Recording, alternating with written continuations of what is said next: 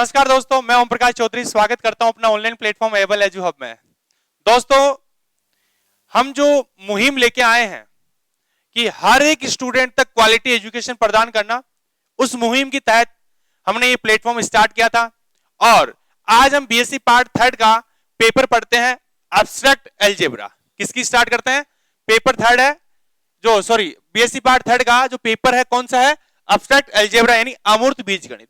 दोस्तों, जब अमूर्त बीजगणित की बात करते हैं तो हमें कुछ कॉन्सेप्ट हमारे क्या दिमाग में अच्छे से कंटेस्ट होने चाहिए। तो जैसे उसमें बात करते हैं set, subset, power set, union, intersection, belongs, ये होते क्या हैं, ठीक है, उनका थोड़ा सा रफ आइडिया निकालते हैं। तो सबसे पहले हम बात करते हैं सेट की बात करते हैं। किसकी बात करते हैं बेटा? सेट की बात करते हैं। आपने पढ़ा तो है कि साहब ये set of real number, set of integer, set of natural number, आपने ये सब पढ़ा है क्या? आप बोलोगे यस, हमने ये सब पढ़ा है। तो बेटा ये सेट होते क्या है? आपने जब बात करी सेट ऑफ रियल नंबर, इसका मतलब क्या? वास्तविक संख्याओं का आपने समूचे की बात करी।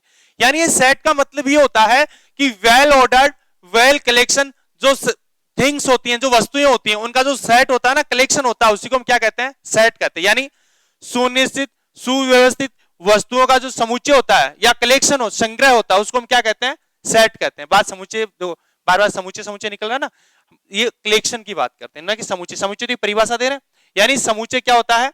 वेल ऑर्डर्ड, वेल डिफाइंड जो कलेक्शन होता है ना, उसको हम क्या कहते हैं? सेट कहते हैं। जैसे हिंदी की बात करें, सुपरिभाषित, सुव्यवस्थित वस्तुओं को जो कलेक्शन है यानी जो संग्रह है, उसको क्या कहते हैं? समुच्चय कहते हैं।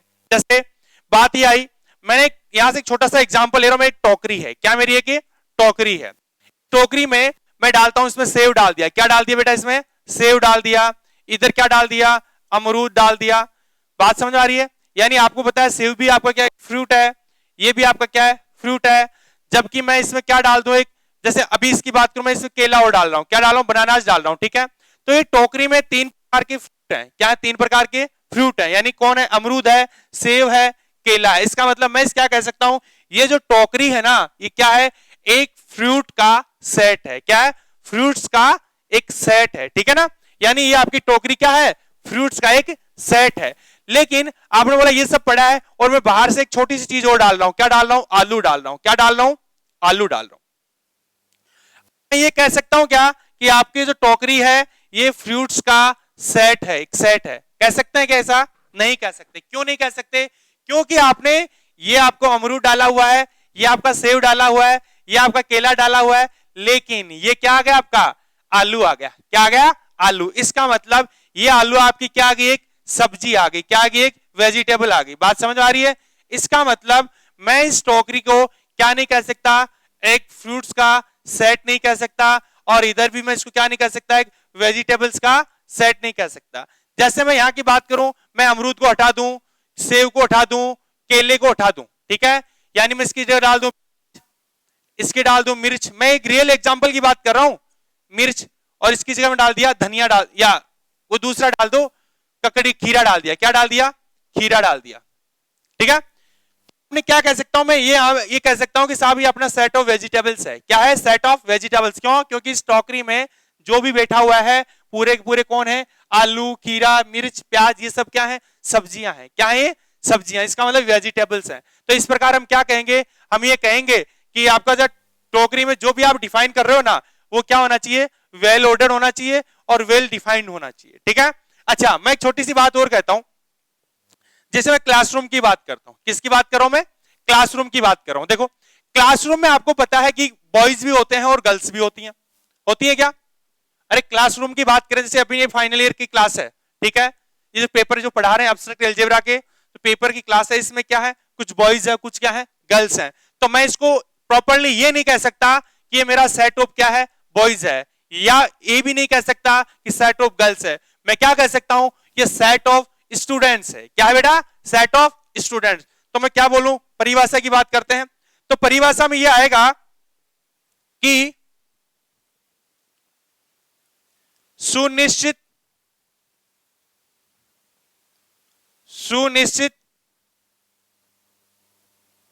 एवं सुपरिभाषित सुनिश्चित, सुव्यवस्थित, या सुव्यवस्थित और लिखो, क्या लिखो, सुव्यवस्थित एवं सुपरिभाषित वस्तुओं का संग्रह यानी कलेक्शन क्या कहलाता है, समूचे कहलाता है। क्या कहलाता है, समूचे कहलाता है। और याद रखना हम बेसिकली क्या करते हैं, सेट को इंग्लिश के कैपिटल लेटर से रिप्रेजेंट करते हैं। किससे रिप्रेजेंट करते हैं, जैसे मैं बात कर लेता हूं, मैंने यहां पे बात करी ए बी सी डी, कहने का मतलब हम मुख्यतः समूचे को अंग्रेजी के बड़े अक्षरों द्वारा प्रदर्शित करते हैं। तो लिखिएगा साथ साथ में, ये परिभाषा बात चल रही है बेटा समूचे की, साथ साथ लिखते जाना। लिखो, समूचे को मुख्यतः, समूचे को मुख्यतया अंग्रेजी के बड़े अक्षरों द्वारा प्रदर्शित करते हैं। किससे प्रदर्शित करते हैं, अंग्रेजी के बड़े अक्षरों द्वारा। अब मैं एक बात कहता हूं कि साहब आपने सेट लिख दिया, आपने बात करी थी एक टोकरी है, क्या है, एक टोकरी है, और ये टोकरी तो मेरा क्या हो गया, एक सेट हो गया, ठीक है। अब सेट के अंदर, टोकरी के अंदर कुछ ना कुछ तो डाला आपने, उनको क्या बोलते हैं, सेट के एलिमेंट्स बोलते हैं। क्या बोलते हैं उनको, सेट के एलिमेंट्स बोलते हैं। जैसे मैंने यहां पे प्याज डाला था, या आलू डाला था, या क्या डाला था, खीरा डाला, मिर्च बोल दो, ठीक है, ये डाला था। तो ये क्या है, इस सेट के एलिमेंट्स है। तो यहाँ एलिमेंट्स कौन है, आलू, खीरा, प्याज, ये सब क्या आपके एलिमेंट्स हैं। तो क्या लिखो फटाफट, समूचे के अवयवों को,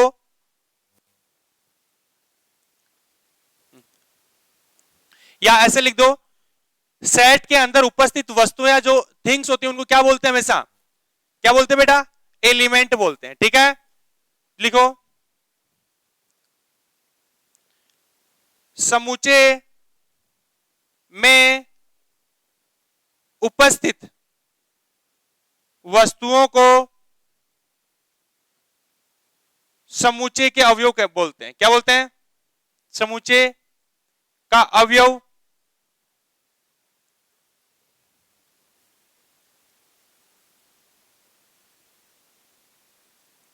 वस्तुओं को समूचे का अवयव कहते हैं, ठीक है। जैसे, और ये आपका जो एलिमेंट्स हैं इनको हमेशा किससे रिप्रेजेंट करते हैं, हमेशा अंग्रेजी के छोटे अक्षरों, कोई जरूरी नहीं अंग्रेजी छोटे अक्षरों से, कहने का मतलब आप कई बार जैसे मैं एक सेट लिखता हूं, मैंने एक सेट लिखा ये, ठीक है भाई साहब, कोई जरूरी है कि ये लिखें, मैंने ये लिख दिया, कहने का मतलब ये जो वस्तुएं होती हैं उनको हमेशा क्या बोलते हैं, इस सेट का एलिमेंट्स बोलते हैं। आपने कोई सेट ये लिख दिया बी, मैंने लिखा स्मॉल ए स्मॉल बी स्मॉल सी, इस प्रकार लिख दिया सी, तो ये क्या हो गया, ए बी सी डी, ये सब क्या है, इस सेट बी के एलिमेंट है, ठीक है।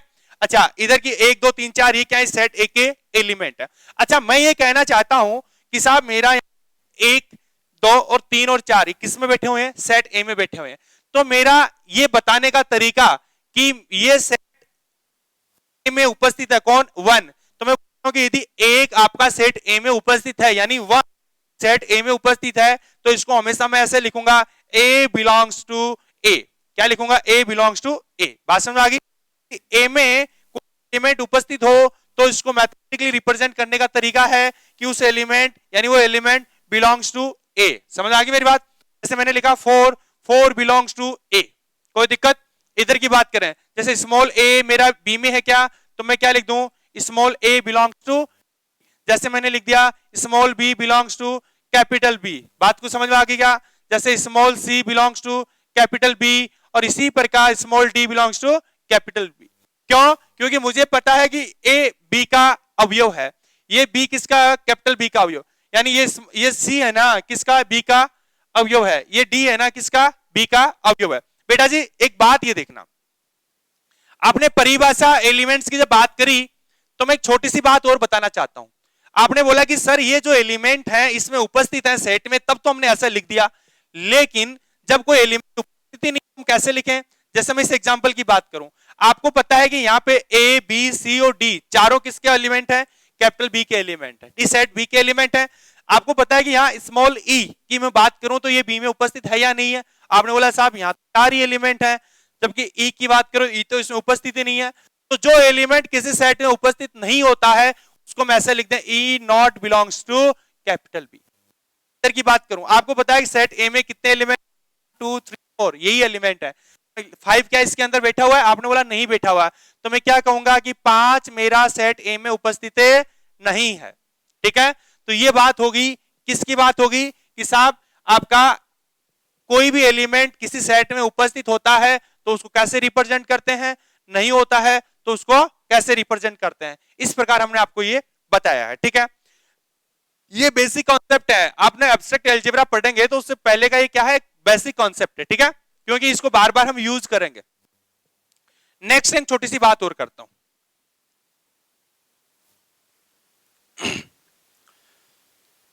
बेटा एक बात, जो आप इंप्टी सेट की बात करते हो, किसकी बात करते हो? इंप्टी सेट की बात करते हो। ये तो इसकी बात हो रही ना, यानी एलिमेंट ए हो गया और यदि उपस्थित, आपको पता है कि सेट ए में जो भी एग्जांपल लिखा था उसमें 5 विद्यमान नहीं है, इसका मतलब क्या गया, 5 नॉट बिलोंग्स टू ए। ठीक है, सेट की बात होगी। अब सेट के बाद में छोटी सी बात आती है रिक्त समुच्चय की। किसकी बात आती है? रिक्त समुच्चय की। मैं आपको एक छोटी सी बात बताना चाहता हूं इंप्टी सेट। ठीक है, यह है कि जनाब जब भी कोई सेट लिखते हो ना तो इसको इस मंजिले कोष्टक में बंद करना होता है। ठीक है, सेट ए लिखा, आपको पता है इस मंजिले कोष्टक में हमेशा कौन आते हैं?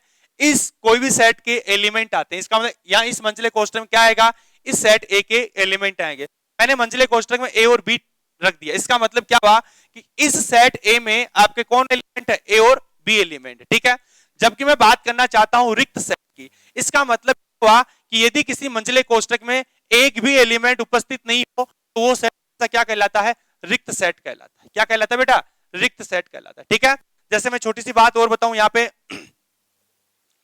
इस रिक्त सेट को आप किससे रिप्रेजेंट करते हो? 5 से भी रिप्रेजेंट कर सकते हो। किससे रिप्रेजेंट कर सकते हो? 5। याद रखना, एक छोटी सी बात बताऊं, ये 5 जब अकेला आता है ना, 5 अकेला आता है तो इसका मतलब होता है रिक्त सेट। क्या होता है बेटा? रिक्त समूचे होता है। लेकिन जब ये 5 किसी के साथ आ जाता है ना, मंजिले कोष्टक में आ जाता है ना, तो इसका मतलब कभी भी रिक्त सेट नहीं है। याद रखना, क्योंकि मंजिले कोष्टक में कोई ना कोई बैठा हुआ है। समझ गए मेरी बात? तो 5 अकेला आए बिना किसी मंजिले, क्या है कि वो हमेशा रिक्त सेट है। किसको रिप्रेजेंट करेगा? इंप्टी सेट को रिप्रेजेंट करेगा। लेकिन जब वो मंजिले कोष्टक में आ जाए 5, इसका मतलब क्या हो जाता है? वो किसी का एलिमेंट हो जाता है। जैसे यहां कौन है? इस सेट ए का एलिमेंट है। ठीक है, तो इस प्रकार याद रखना।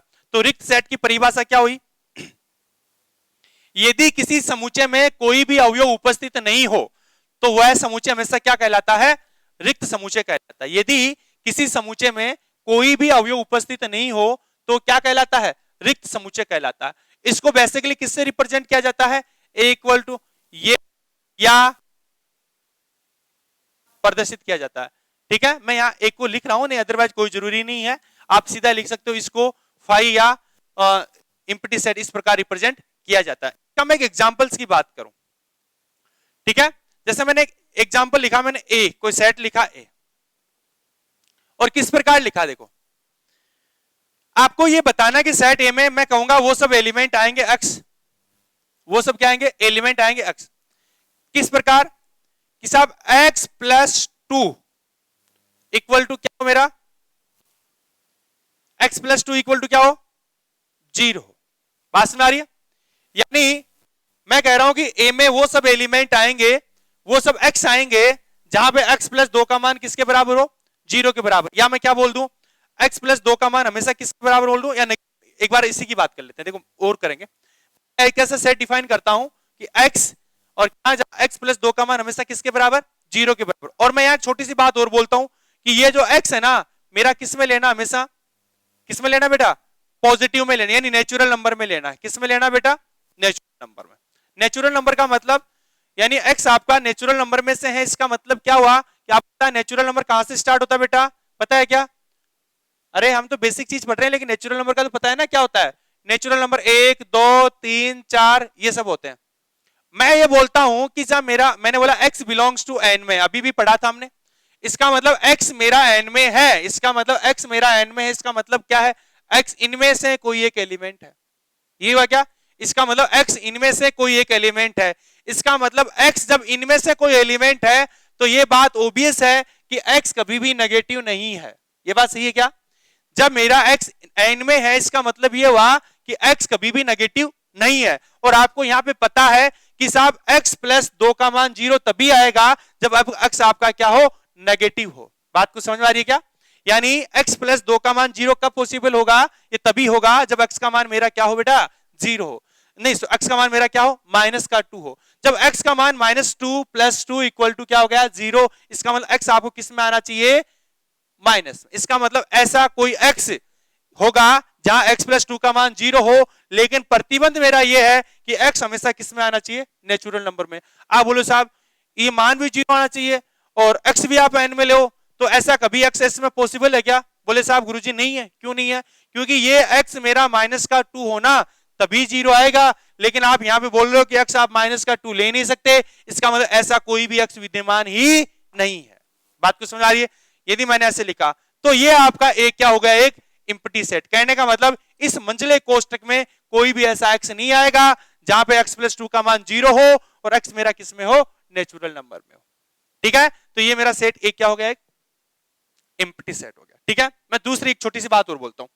जैसे मैंने बोला एक सेट B की बात करता हूं, ठीक है,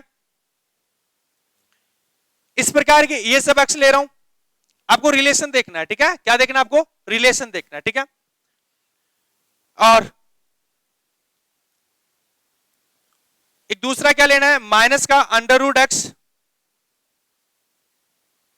माइनस का under root X plus 1 equal to 0। मैंने ऐसा बोल रहा हूं, क्या बोल रहा हूं, आपको एक्स क्या लेना है, माइनस का लेना है और प्लस का 1 इक्वल टू मेरा 0 आना है। ठीक है, मैं यहां पे सोचना मैं क्या बोल रहा हूं, बोल रहा हूं कि माइनस का एक्स, ठीक है, तो यहां पे मैं क्या ले रहा हूं, एक्स मेरा किस में ले रहा हूं, वही आर प्लस में ले रहा हूं। किस में ले रहा हूं बेटा, आर प्लस में ले रहा हूं।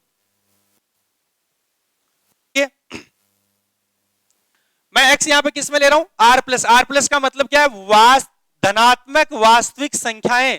बेटा जी याद रखना, आर प्लस को हम हमेशा क्या बोलते हैं, आर प्लस का मतलब होता है धनात्मक वास्तविक संख्याएं। क्या होती है, धनात्मक वास्तविक संख्याएं। ठीक है, आर माइनस का क्या होता है, ऋणात्मक वास्तविक संख्या, ऋणात्मक वास्तविक संख्या। ठीक है, और 0 होता है। इसका मतलब रियल नंबर हमेशा किससे मिलके बना होता है, रियल नंबर बना होता है आर प्लस से यूनियन आर माइनस से यूनियन और किससे, 0 से। ठीक है, तो 0 इसका मतलब कभी भी कोई आर प्लस और आर माइनस में कभी 0 नहीं आता है। ठीक है, अलग से होता है। इसका मतलब क्या हुआ, क्या ऐसा कोई एक्स पॉसिबल है जिसको माइनस से गुणा करो और उसका अंडर रूट करो और साथ में क्या प्लस का 1 करने पे वो किसके बराबर आ जाए, 0। लेकिन शर्त यहां पे ये है कि भाई साहब एक्स आपका किस में है, आर प्लस में। किस में आपका, आर प्लस में, यानी एक्स किस में आना चाहिए, आर प्लस में आना चाहिए। तो मैं आर प्लस में ऐसा कौन सा मान रखें एक्स का कि देखो अब मैं एक्स को आर प्लस में से लूंगा, एक्स को किस में लूंगा मैं, आर प्लस, यानी धनात्मक वास्तविक संख्याओं में लूंगा। तो बेटा जी आपको पता है कि वास्तविक संख्या धनात्मक और माइनस में लग गया तो क्या हो गया, ऋणात्मक वास्तविक संख्या हो गया। क्या हो गया, ऋणात्मक वास्तविक संख्या। और आपको पता है किसी ऋणात्मक वास्तविक संख्या का अंडर रूट हमेशा क्या आता है, इमेजिनरी नंबर आता है। क्या आता है, हमेशा इमेजिनरी नंबर आता है। इसका मतलब इमेजिनरी नंबर प्लस का 1 और इक्वल टू 0 कभी संभव है क्या, कभी भी संभव नहीं है। इसका मतलब क्या हुआ, माइनस एक्स प्लस का 1 इक्वल टू 0 नॉट। इसका मतलब ऐसा एक्स नहीं विद्यमान है जिसमें एक्स को माइनस से मल्टीप्लाई करके अंडर रूट करें और प्लस 1 करें तो इसका वैल्यू क्या आ जाए, 0 आ जाए। इसका मतलब वो भी अगेन क्या हो गया, एम्प्टी सेट। इस प्रकार हम क्या करते हैं, इसका ऑब्जर्वेशन करते हैं। जैसे एक छोटी सी बात और ले लें, ये तो हम थोड़ा अलग लिखा, ठीक है,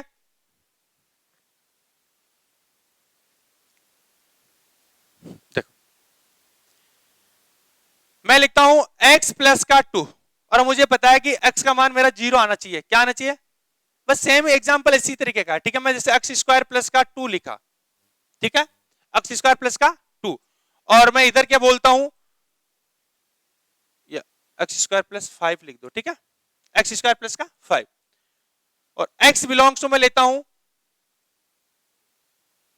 नहीं किसमें, चलो चेंज करेंगे, मैं x ले लेता हूं, ठीक है, और मैं x बिलोंग्स टू लेता हूं w में। क्या लेता हूं, w में, और ऐसा x, और मैं सेट ले रहा हूं तो c ले रहा हूं।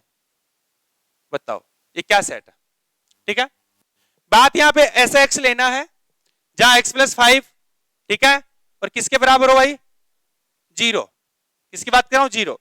और x मेरा किस में आना चाहिए, w में आना चाहिए। w का मतलब क्या, होल नंबर यानी पूर्ण संख्या, और पूर्ण संख्या यानी नेचुरल नंबर में 0 और x2 तो वो हमेशा क्या बन जाती है, आपकी पूर्ण संख्या बन जाती है। क्या बन जाती है, अरे नेचुरल नंबर कहां से स्टार्ट होती है, 1 2 3 4 5 6 7 8, यही नेचुरल नंबर होता है ना। जैसे मैं नेचुरल नंबर n की बात करूं तो क्या होता है, 1 2 3, ये हो गया, ठीक है। और यदि मैं इसमें यूनियन कर दूं किसका, 0 का, किसका यूनियन कर दूं, 0 का, तो ये क्या बन गया बेटा, ये आपका बन गया पूर्ण संख्या यानी w बन गया है। क्या बन गया, ये आपका w बन गया, ठीक है। तो इसी तरह करेंगे, ठीक है। ये तो बात आती है रिक्त समुच्चय, किसकी बात आती है, रिक्त समुच्चय। अब बात आती है सिंगलटन सेट की यानी एकल समुच्चय की। किसकी बात आती है बेटा, एकल समुच्चय की बात आती है। तो देखो एकल समुच्चय क्या कहते हैं, ऐसा समुच्चय जिसमें केवल और केवल एक ही एलिमेंट हो, उसको हम समुच्चय को हम क्या कहते हैं, एकल समुच्चय कहते हैं। क्या कहते हैं, एकल समुच्चय। तो परिभाषा क्या होगी, वह समुच्चय जिसमें केवल एक ही एलिमेंट उपस्थित हो उसको हम क्या, एकल समुच्चय कहते हैं। तो परिभाषा आप लिख सकते हो, मैं इसकी सिंगलटन सेट, ठीक है, एकल समुच्चय। यदि किसी समुच्चय में, यदि किसी समुच्चय में केवल एक ही अवयव उपस्थित हो तो वह समुच्चय एकल समुच्चय कहलाता है। क्या कहलाता है,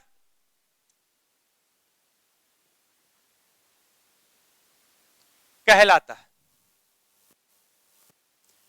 जैसे एक छोटी सी बात करते हैं, आपने थोड़ी देर पहले क्या पढ़ा था, ए को आपने क्या पढ़ा था, 5 पढ़ा था ना।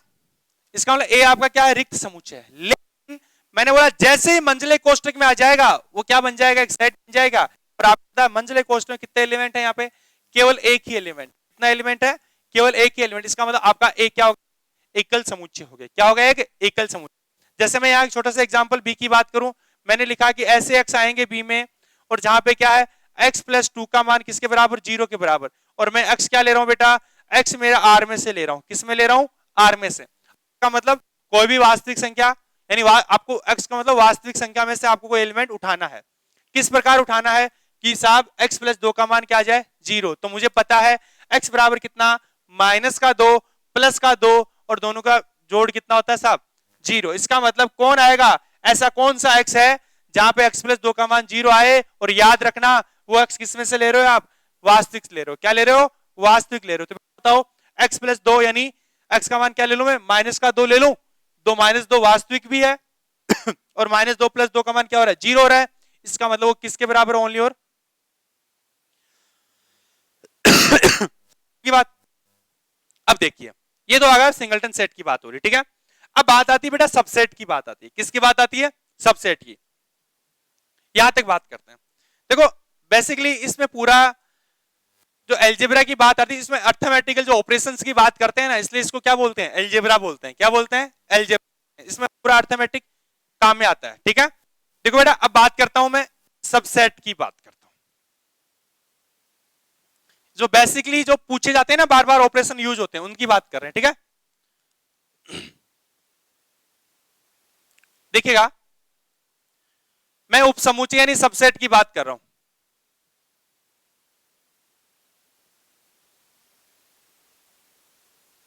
सबसेट की बात करते हैं।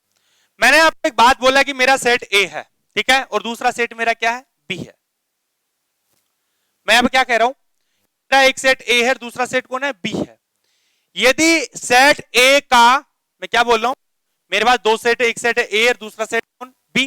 देखो यदि मेरे पास सेट ए का, किसका, सेट प्रत्येक अवयव, यानी सेट ए का कौन सा, प्रत्येक अवयव सेट बी में उपस्थित है। यदि समुच्चय ए का प्रत्येक अवयव किसमें उपस्थित है, समुच्चय बी में उपस्थित है, तो बेटा याद रखना आपका क्या होगा, यदि समुच्चय ए का प्रत्येक अवयव समुच्चय बी में उपस्थित है, इस ए क्या हो गया, बी का सबसेट हो गया, ठीक। तो मैं यहां क्या बोलता हूं, यदि परिभाषा, लेकिन यदि समुच्चय ए तथा बी दो इस प्रकार समुच्चय है कि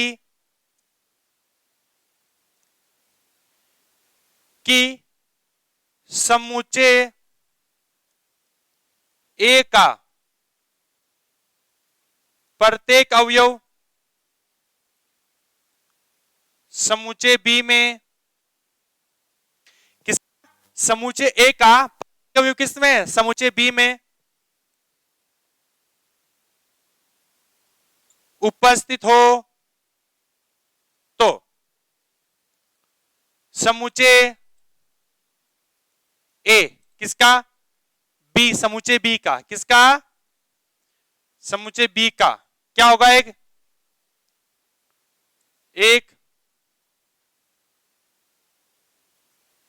उपसमुच्चय होगा। ठीक है बेटा, और इसको किससे रिप्रेजेंट करेंगे बेटा, ए सबसेट बी, मैं यहां की बात करता हूं।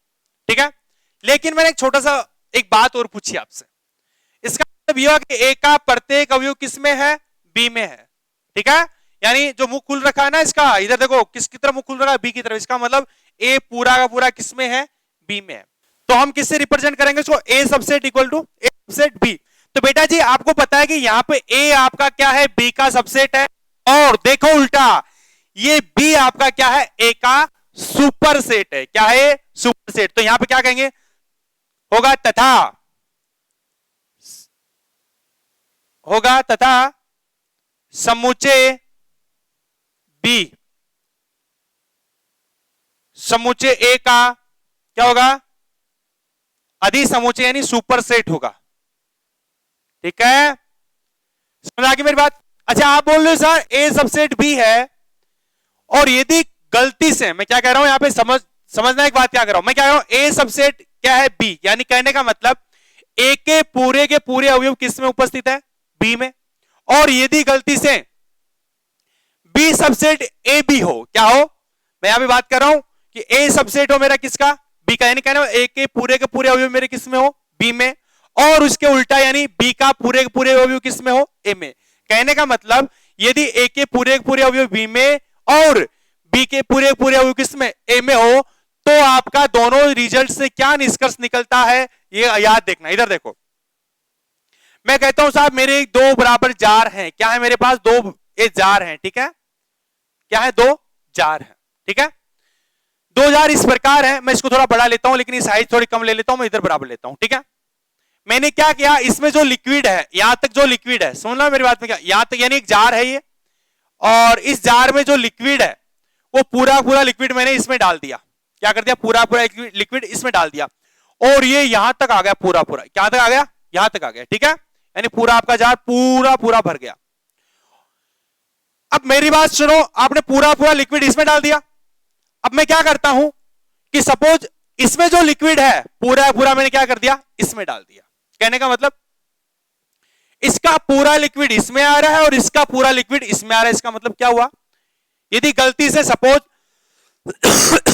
ये बड़ा होता, क्या होता, ये बड़ा होता और ये क्या होता, छोटा होता, तो इसका पूरा का पूरा लिक्विड इसमें बिल्कुल भी नहीं आता। गौर करने वाली बातें हैं।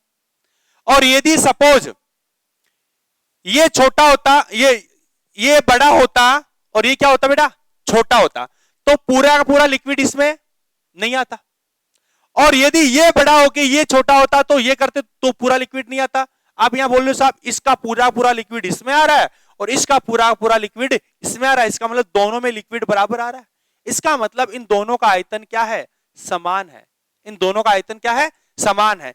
यदि अभी सबसेट की बात है, दो सबसेट ए और बी इस प्रकार हैं कि ए सबसेट है बी का और बी भी सबसेट है किसका, ए का, तो इन दोनों रिजल्ट से मैं क्या बोलूंगा, मैं बोलूंगा इन दोनों रिजल्ट से बोलूंगा कि ए और बी मेरे दोनों क्या हैं, बराबर है।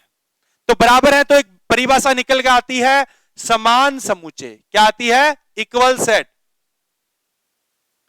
कौन से सेट की बात हो रही है, इक्वल सेट। दो समुच्चय ए और बी, दो समुच्चय ए और बी, किसकी बात कर रहा हूं मैं, ए और बी की बात कर रहा हूं, इस प्रकार है कि ए का प्रत्येक अवयव किसमें है, बी में है, और बी का प्रत्येक अवयव किसमें है, ए में है। बात समझ में क्या कर रहा हूं कि ए का प्रत्येक अवयव किसमें है, बी में है, और बी का प्रत्येक अवयव किसमें है, ए में है। तो जब ऐसा हो तो दोनों समुच्चय क्या कहलाते हैं, इक्वल समुच्चय कहलाते हैं। तब समझ में आ गई बात? तो लिखो फटाफट, यदि दो समुच्चय ए तथा बी इस प्रकार है कि समुच्चय ए का प्रत्येक अवयव समुच्चय बी में तथा वाइस वर्सा, तथा बी का प्रत्येक अवयव समुच्चय ए में उपस्थित हो तो समुच्चय ए व बी क्या कहलाते हैं, इक्वल समुच्चय कहलाते हैं। क्या कहलाते हैं, समान समुच्चय।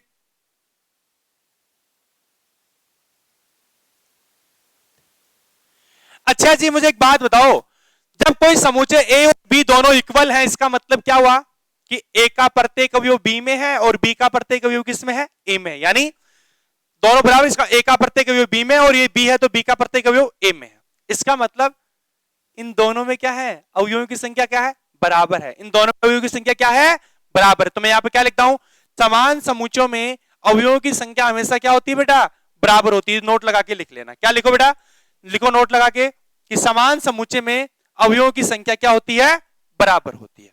अब बात आती है, एक तो समान समुच्चय एक होता है, ये तो है बेटा इक्वल समुच्चय, एक होता है इक्विवेलेंस यानी तुल्यता, तुल्य समुच्चय। किसकी बात कर रहा हूं मैं, तुल्य समुच्चय की बात, इक्विवेलेंस सेट की बात कर।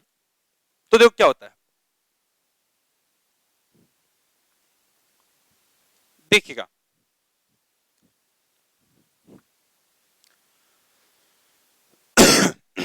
एक होता है तुल्य समुच्चय, इक्विवेलेंस सेट। देखो मैं एक बात करता हूं, इधर मैंने एक सेट, इसको एग्जांपल से समझाता हूं, अच्छा समझ में आएगा। ए बी सी और डी, मैंने एक सेट लिखा ए। दूसरा लिखा मैंने 1 2 3 और 4। समुच्चय ए में अवयवों की संख्या कितनी है भाई साहब, 4। समुच्चय बी में अवयवों की संख्या कितनी है भाई साहब, 4। कहने का मतलब ए और बी संख्या कितनी है, बराबर है। दोनों में अवयवों की संख्या है। इसका मतलब क्या हो बेटा कि समुच्चय ए व बी में दोनों में अवयवों की संख्या बराबर है, तो मैं दोनों इक्वल कह सकता हूं क्या, नहीं कह सकता। क्यों नहीं कह सकता, क्योंकि ये आपका जो इधर समुच्चय ए में ये जो स्मॉल ए बैठा है, क्या वो आपका कैपिटल बी में है, बोले नहीं है। इसका मतलब एक भी एलिमेंट एक सेट में है और दूसरे सेट में नहीं है, इसका मतलब वो इक्वल होने की गुणधर्म को भी क्या कर दिया, खारिज कर दिया। बात समझ आ गई।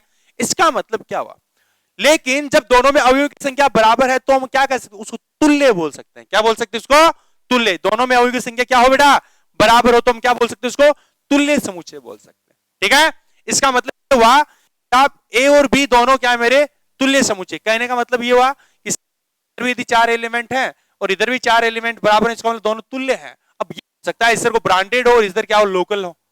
ये हो सकता है एलिमेंट क्या हो, ब्रांडेड हो, इधर क्या हो, लोकल हो। लेकिन यही ब्रांडेड अवयव, यही ब्रांडेड अवयव है, इसका ये इक्वल सेट हो जाएगा।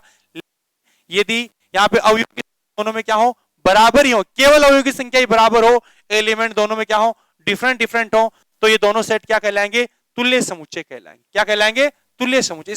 एक बात तो स्पष्ट होगी कि इधर समान समुच्चय में अवयवों की संख्या भी बराबर होती है और अवयव भी बराबर होते हैं।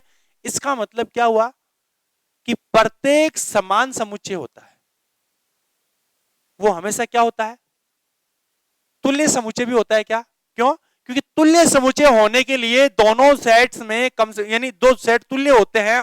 जो भी सेट क्या होते हैं, तुल्य होते हैं। उनमें तुल्यता सिद्ध करने के लिए हमें केवल इतना दिखाना है कि दोनों की कार्डिनलिटी बराबर हो, यानी दोनों में अवयवों की संख्या क्या हो, बराबर। इसका मतलब समान समुच्चय में अवयवों की संख्या क्या होती है? हमेशा बराबर होती है। इसका मतलब प्रत्येक समान समुच्चय क्या होता है? तुल्य समुच्चय होता है। लेकिन तुल्य समुच्चय का समान समुच्चय होना कोई जरूरी नहीं है। तो फटाफट लिखो नॉट। तुल्य समुच्चय आ गया। यदि कोई दो समुच्चय ए और बी तुल्य समुच्चय होंगे, यदि लिख दो, यदि कोई दो समुच्चय ए तथा बी तुल्य समुच्चय होंगे, यदि दोनों में अवयवों की संख्या क्या हो? क्या हो बेटा? बराबर हो। समझ आ गई मेरी बात? चलो फिर एग्जाम्पल इसका फटाफट ये क्या कर देना, चिपका देना। ठीक है, अब बात आती है बेटा, मैं एक छोटा सा एग्जाम्पल और लेता हूं, छोटी सी डेफिनेशन और लेता हूं, उसके बाद में हम ज्यादा विचार नहीं करेंगे। एक यूनियन की बात करता हूं और इंटरसेक्शन की। ठीक है, उसके बाद में ज्यादा होने को बहुत सा है, उसके बाद एक और करेंगे छोटा सा टॉपिक, उसमें प्रोडक्ट की बात करेंगे, सेट्स का जो प्रोडक्ट होता है ना उसकी भी बात करेंगे। देखिएगा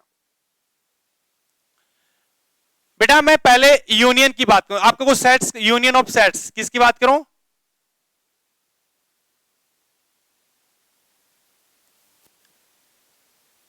क्या बोलते हैं इसको? संघ का संघ। बेटा एक बात बताना, मैंने एक सेट ले लिया ए 1 2 3 4, इधर एक सेट ले लिया बी 3 5 6।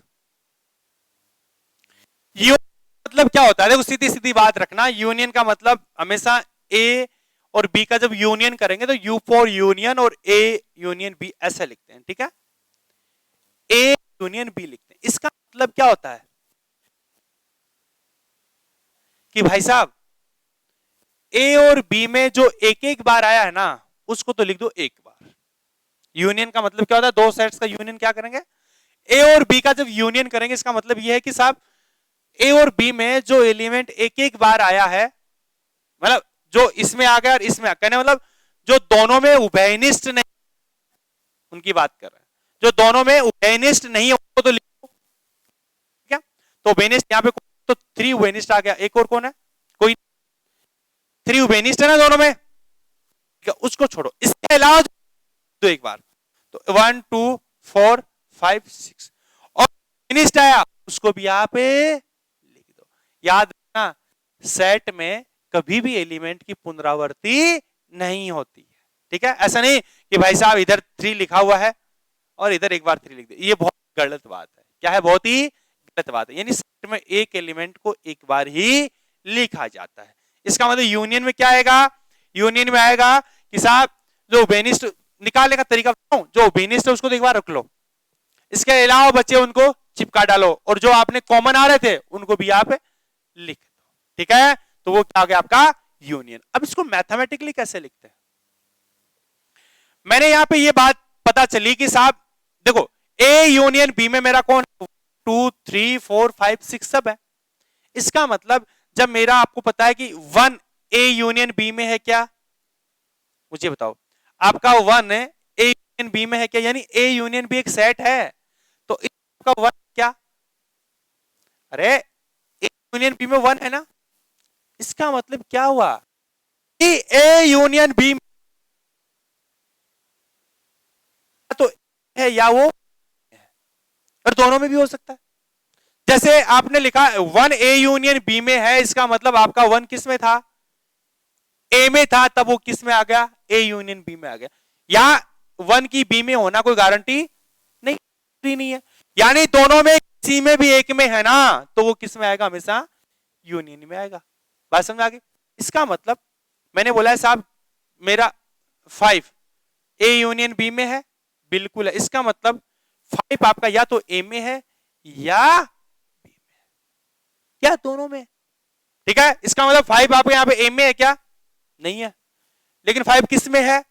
बी में है, इसका मतलब वो किस में आ गया, यूनियन में। यानी किसी भी सेट में कोई एलिमेंट उपस्थित हो, दोनों में कोई भी एक सेट में एलिमेंट उपस्थित हो, तो बेटा जी याद रखना वो यूनियन में हमेशा आएगा। इसका मतलब 5 आपका यूनियन बी में। अच्छा जी, आपने बोला है साहब इधर 3, तो देखो ए यूनियन बी की बात करें, इसका मतलब क्या हुआ, 3 जब यूनियन में है, ए यूनियन बी में है, इसका मतलब ये होगा 3 या तो ए में है या किस में है, बी में है।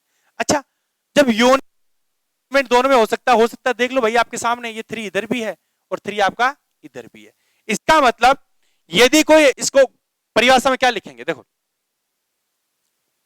इसका मतलब यह हुआ कि कोई एलिमेंट जब आपका यूनियन में होता है ना, तो पक्का ही वो किसी न किसी एक सेट में तो जरूर उपस्थित है। तो मैं यहां पे लिखता हूं, यदि ए और बी दो सेट है और मैं बोल दूं कि एक्स मेरा ए यूनियन बी में है, ठीक है, या मैं इसको दूसरी बात करूं, ए यूनियन बी की आप डेफिनेशन क्या लिखोगे, ए यूनियन बी की डेफिनेशन ये है कि साहब उसमें वो सब एलिमेंट आएंगे किसमें, ए में। यानी ए यूनियन बी में वो सब एलिमेंट आएंगे जो या तो है किसमें, ए में, या किसमें है, बी में, या किसमें हो, दोनों में हो। बात समझ आ गई क्या, अरे बात समझ आ गई। यानी आप यूनियन की जब बात कर रहे हो तो वो एलिमेंट आता है ना यूनियन में, अरे यूनियन में जब कोई एलिमेंट आता है ना, तो वो एलिमेंट या तो किसमें है, पक्का ही ए में है, या वो किसमें है, बी में है, या वो किसमें है, दोनों में है। इसका मतलब क्या हुआ कि जब यूनियन लिखते हो ना, तो यूनियन में जो एलिमेंट आते हैं ना, वो पक्का या तो इसमें है या इसमें है या दोनों में है। ठीक है, तो फटाफट लिखो परिभाषा क्या थी, इसने परिभाषा नहीं लिखी ना हमने, तो परिभाषा लिखो समुच्चयों का संघ। ये तो एग्जाम्पल हुआ, परिभाषा में यहां लिखता हूं बेटा, ये बाद में लिखना है, ये समझाने की बातें थी। परिभाषा लिखो, समुच्चय ए तथा बी का संघ ए यूनियन बी द्वारा प्रदर्शित किया जाता है। ठीक है, एवं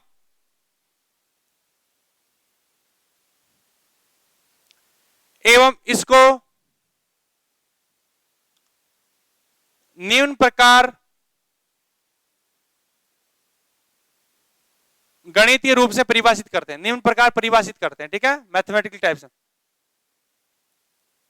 देखो, यानी ए यूनियन बी बराबर में क्या लिखो बेटा, वो सब अक्ष लिख रहा हूं जो एक्स किसमें मेरा ए में, या एक्स बिलोंग्स टू बी, या एक्स बिलोंग्स टू ए, तथा या दोनों लिख दो, या एक्स बिलोंग्स टू ए तथा, ठीक है बेटा, इसको एक साथ, ठीक है। यानी ए यूनियन बी में वो सब एलिमेंट आते हैं जो किसमें हो, या तो ए में हो या बी में हो, या एक्स बिलोंग्स टू ए तथा एक्स बिलोंग्स टू बी दोनों में हो। ठीक है, तथा मतलब दोनों में। ठीक है, या का मतलब कोई सा एक, यानी डाउटफुल किसके, या मतलब वो ना आया क्या, इसका मतलब डाउटफुल, आया था इसका मतलब, समझो मेरी बात, तो इसका यही बात करेंगे। अच्छा, इसका एग्जांपल लिखना चाहो तो लिख सकते हो, ए इक्वल टू क्या लिखें, 1 2 3 4, और ए यूनियन बी में कौन आ गया आपका, ये को इसको। अब बात आती है इंटरसेक्शन की, किसकी बात आती है बेटा, मैंने ये टॉपिक बहुत ही बेसिक पढ़ाया है, कोई इतना पूरा एग्जांपल्स नहीं करवाया, क्योंकि ये फाइनल में ये चीज नहीं आनी है।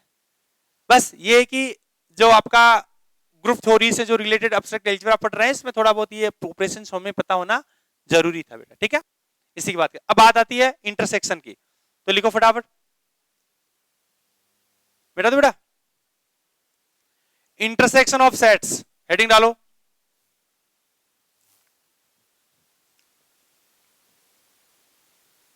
लिखो,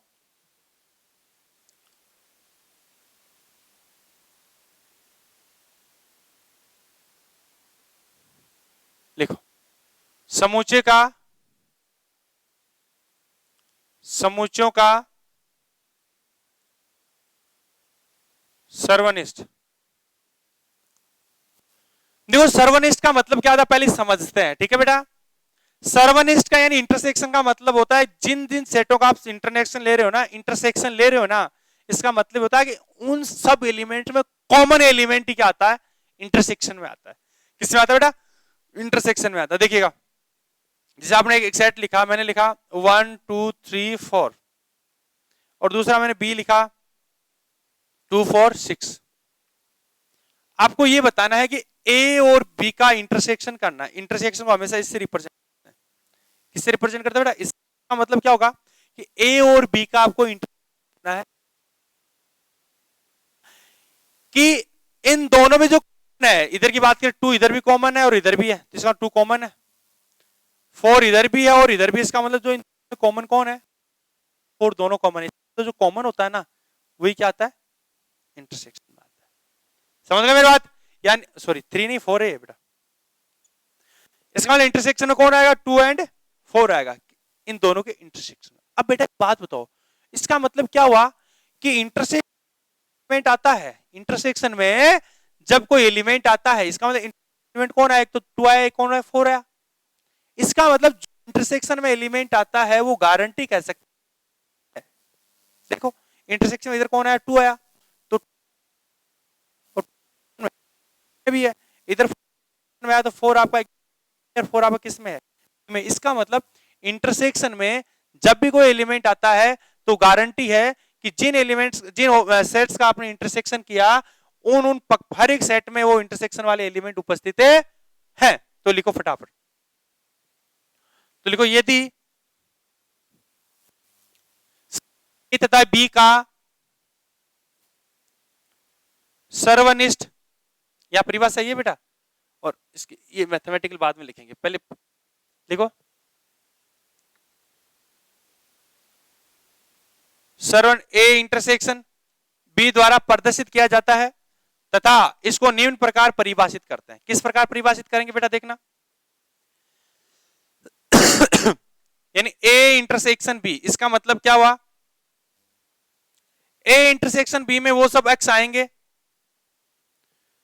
जो ए में भी है और तथा किस में है, एंड लगा दो, और किस में है, बी में भी। ठीक है, यानी ए इंटरसेक्शन बी का मतलब यानी ए इंटरसेक्शन बी में कोई एलिमेंट आता है ना एक्स, वो पक्का ही किस में आपका, ए में भी और किस में है, बी में भी है।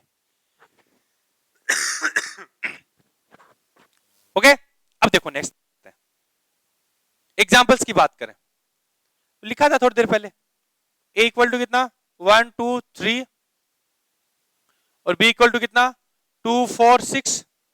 तो ए इंटरसेक्शन बी कौन आ गया बेटा, बताइए, 2 एंड 4, चिपका डालो जल्दी से। नेक्स्ट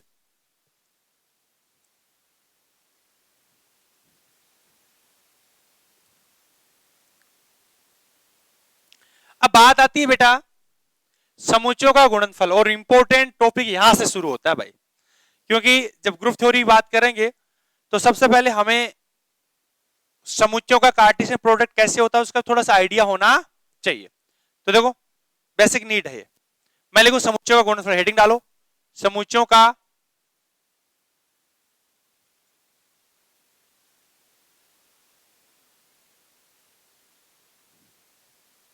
हमने यहाँ पे वही टॉपिक वही चीजें पढ़ाई हैं जो हमें बहुत जरूरी हैं एक बार पढ़ने के लिए, यानी आपका ये पेपर स्टार्ट करने के लिए बेसिक नीड है, उस नीड की हमने एक बार रिकॉल किया है। ठीक है बेटा, समुच्चय गुणनफल की बात करता हूं। मेरे पास एक सेट है ए और दूसरा सेट है मेरे पास कौन, बी। तो इनका जो गुणनफल होता है वो हमेशा क्या होता है, ए क्रॉस बी होता है। क्या होता है इनका गुणनफल, हमेशा क्या होता है, ए क्रॉस बी। और ए क्रॉस बी को रिप्रेजेंट करने का तरीका क्या है, ए क्रॉस बी को रिप्रेजेंट करने का तरीका यह है कि भाई साहब पहला एलिमेंट तो आएगा हमेशा किस में से, ए में से, और दूसरा एलिमेंट हमेशा किस में आएगा, बी में से। यानी ए क्रॉस बी को रिप्रेजेंट करने का तरीका यह है कि पहला एलिमेंट किस में आएगा, हमेशा ए में, और दूसरा एलिमेंट बी। और यदि इनका क्रॉस प्रोडक्ट हम दूसरे इस प्रकार भी लिख दें, बी क्रॉस ए भी लिख दें, तो पहला एलिमेंट किसका आएगा, बी का, और दूसरा एलिमेंट किसका आएगा, हमेशा ए का। तो इसका मतलब क्या हुआ कि यहाँ पे जो पेड़ आएगा वो हमेशा इस प्रकार आएगा, ए कोमा बी, यानी ऑर्डर्ड पेड़ में आएंगे, किस में आएंगे, युग्मत में। ठीक है ना, यानी ऑर्डर्ड पेड़ में आएंगे। तो यहां पे स्पष्ट ये है कि ए पक्का ही किसका होगा भाई, ए का, और ये बी किसका होगा भाई, बी का, यानी ए बिलोंग्स टू ए तथा यानी and small B belongs to capital B. ठीक है बेटा। अच्छा दूसरी बात, मैं जब यहां की बात करूं इसका मतलब पेयर ये इस प्रकार है तो पी क्यू लिख दो। क्या लिख दो बेटा, पी क्यू। यानी बी क्रॉस ए के एलिमेंट किस टाइप में होंगे, पी क्यू टाइप में होंगे। तो पहला एलिमेंट किसका होगा, बी का, और दूसरा एलिमेंट किसका होगा, ए का। तो इसको मैं क्या लिख दूं बेटा, पी बिलोंग्स टू बी तथा एंड और क्यू बिलोंग्स टू क्या होगा आपका, ए होगा। ये बात समझ में आ गई क्या। अच्छा इसके कुछ रिजल्ट्स की बात कर रहे हैं, ठीक है। तो क्या है गुणनफल, यदि ए तथा बी दो समुचे हैं तो इनका गुणनफल कार्तीय गुणनफल आप लिख दो। यदि ए तथा बी दो समुचे हैं तो इनका कार्तीय गुणनफल ए क्रॉस बी तथा बी क्रॉस ए होगा, जहां A cross B equal to A, B cross equal to A. अच्छा जी मुझे एक छोटी सी बात बताना, मैं एग्जाम्पल से पूछता हूं ना, बात हम जस्ट एग्जाम्पल से पूछेंगे। एग्जाम्पल से ये है कि बेटा जी मुझे बताओ ए सेट मैंने लिखा 1 2 3 और बी सेट मैंने लिखा कि साहब ए कोमा बी कोमा ये दो ही लिखा, ठीक है। तो बेटा जी ए क्रॉस बी की जब मैं बात करूं तो पहला एलिमेंट किसका आएगा मेरा, ए का, और दूसरा एलिमेंट किसका आएगा, बी का। तो ए में कौन है, तो एक तो आया 1 कोमा ए, समझ गया मेरी बात, यानी एलिमेंट हमेशा किस टाइप में आएंगे, ए कोमा बी टाइप। तो ए कोमा 1 कोमा ए, फिर 1 कोमा बी, फिर 2 कोमा ए, फिर 2 कोमा बी, फिर 3 कोमा ए, फिर 3 कोमा बी। इस ए क्रॉस बी में टोटल नंबर ऑफ एलिमेंट कितने आए भाई, 3 4 कितने एलिमेंट है टोटल, 6 एलिमेंट है। कितने एलिमेंट है बेटा, तो ये देखो ए में एलिमेंट थे 3, बी में एलिमेंट थे 2, तो इसमें टोटल नंबर ऑफ एलिमेंट क्या आता है, यानी ए के अवयवों की संख्या गुणा बी के अवयवों की संख्या आता है। तो ए क्रॉस बी तो हो गया अपना अब बात करते हैं बी क्रॉस ए की। तो बी क्रॉस ए में क्या आएगा, पहला एलिमेंट तो किसका आएगा, बी का, और दूसरा एलिमेंट किसका, ए का। तो कौन आया, ए कोमा 1, बी कोमा 1, ए कोमा 2, बी कोमा 2, ए कोमा 3 और बी कोमा 3। बेटा जी मुझे ये बताओ कि ए और बी क्रॉस ए और ए क्रॉस बी आया, क्या ये दोनों बराबर है क्या, देखो कब होंगे, जब ऐसा का ऐसा एलिमेंट इसमें उपस्थित हो तो क्या होगा मेरा, बराबर होगा, अदरवाइज बराबर है नहीं होगा। तो इधर 1 कोमा ए है और इधर भाई साहब को 1 कोमा ए का को, इसका मतलब ए क्रॉस बी और बी क्रॉस ए दोनों बराबर है नहीं हो सकते, हो सकते हैं एक शर्त पे। क्या हो सकते हैं बताओ, तब हो सकते हैं कि यदि आपका बी बी क्या हो, ए ही हो, यानी आपका ए बी क्या हो, बी बी क्या हो, बताओ बेटा 1 कोमा 2 कोमा 3 हो। ठीक है अब देखो 1 comma 1, 1 comma 2, 1 comma 3, 2 comma 1, 2 comma 2, 2 comma 3, 3 comma 1, 3 comma 2, 3 comma 3। ठीक है ये तो होगा ए क्रॉस बी। अब करो बी क्रॉस ए, तो क्या है 1 comma 1, 2 comma 1, 3 comma 1, 2 comma 1, 2 comma 2, 2 comma 3, 3 comma 1, 3 comma 2, 3 comma 3। बात को समझ आ गई। इस दोनों बराबर कब हो सकते हैं, जब आपके सेट ए और बी दोनों बराबर हो, तो क्या कहेंगे ए क्रॉस बी और बी क्रॉस ए हमेशा क्या होगा, बराबर होगा। कब है, जब दोनों ए और बी दोनों क्या हो, बराबर हो। तो फटाफट ये लिख दिया, तो आप लिखो नोट लगा के, तो आपने ए और बी लिख दिया, फटाफट ये चिपकाओ जल्दी से, ये दोनों चिपकाओ। अब लिखो लास्ट में, अतः स्पष्ट है कि A cross B not equal to, A cross B तथा बी क्रॉस ए का बराबर होना कोई जरूरी नहीं। जरूर बराबर हो सकता है। कब हो सकता है? और बी बराबर हो। तो फटाफट नया लाइन में, जब ए तथा बी दोनों बराबर हो तो इस स्थिति में ए क्रॉस बी तथा बराबर बी क्रॉस ए। जल्दी लिख लो। एक नोट लगा के एक छोटी सी बात और लिखो।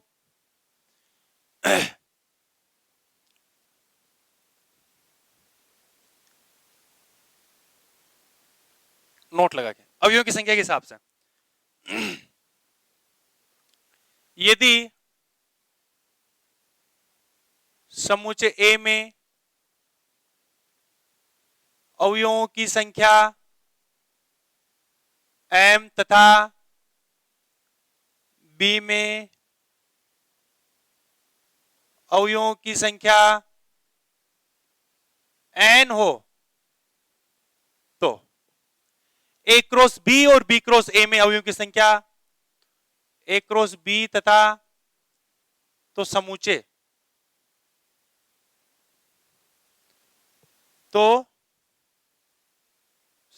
a क्रॉस b तथा समुच्चय b क्रॉस a में अवयवों की संख्या